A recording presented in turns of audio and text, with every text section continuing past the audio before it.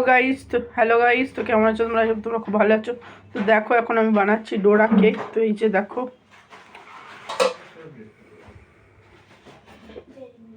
তো ডোরা কেক এই যে দেখো।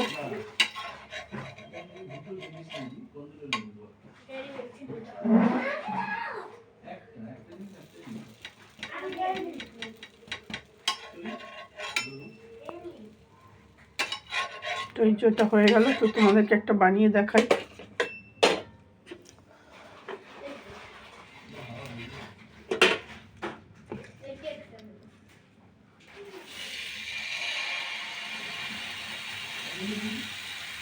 আমি একটু আমন্ড বাদাম দিয়ে দিচ্ছি।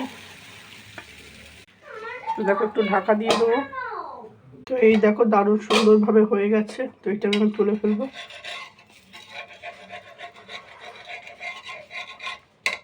এই যে